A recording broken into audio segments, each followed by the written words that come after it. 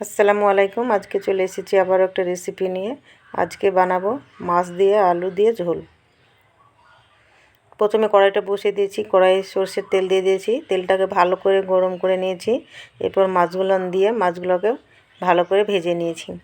এরপর এখানে 3 থেকে 4টে আলু ভালোভাবে কেটে নিয়ে পরিষ্কার করে ধুয়ে নিয়ে এখানে কড়াইয়ে তেল দিয়ে দিয়েছি, দিয়ে একটু লবণ আর একটু হলুদ দিয়ে হালকা আছে একটু ঢেকে দিয়ে 90% মতন সেদ্ধ করে ভেজে নেব। এখানে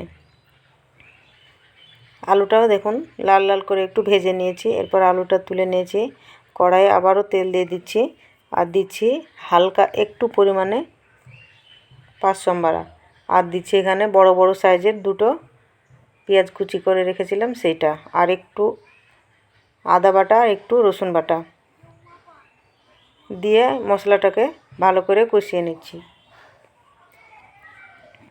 এরপর এখানে দিয়ে দিচ্ছি ধনিয়া গুঁড়ো, হাফ চামচ জিরে গুঁড়ো আর 1 চামচ মতো লঙ্কা গুঁড়ো আর একটু হলুদ আর একটু পানি দিয়ে মশলাটাকে আবারও ভালো করে এখানে কষিয়ে নিচ্ছি। মশলাটা দেখুন কষানো হয়ে গেছে। মশলাটাকে কিন্তু ভালো করে কষিয়ে নিতে হবে। মশলা থেকে যখন তেলটা ছেড়ে গেছে এরপর তখন দেখতে হবে যে মশলাটা কষানো হয়ে গেছে। এরপর এখানে আমি দিয়ে দিচ্ছি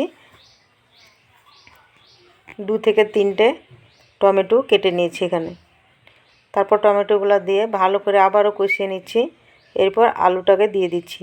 আলুটাকে দিয়ে আলুর সঙ্গে টমেটোর সঙ্গে ভালো করে কষিয়ে নিচ্ছি। এরপর দিয়ে দিচ্ছি পানিটা পরিমাণ মতন দিতে হবে।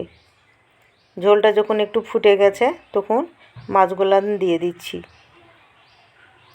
ভিডিওটি ভালো লাগলে অবশ্যই লাইক কমেন্ট শেয়ার করে দেবেন, আর আমার চ্যানেলে যারা নতুন বন্ধু তারা সাবস্ক্রাইব করে দিয়ে আমার পাশে থাকবেন। হালকা আছে আবারও একটু ঢেকে দিয়ে আলুটাকে সিদ্ধ করে নিচ্ছি। এরপর এখানে দিয়ে দিচ্ছি 2 থেকে 3টে কাঁচা লঙ্কা চিরা করে দিয়ে দিচ্ছি।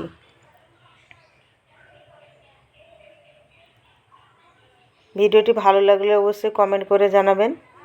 ধন্যবাদ।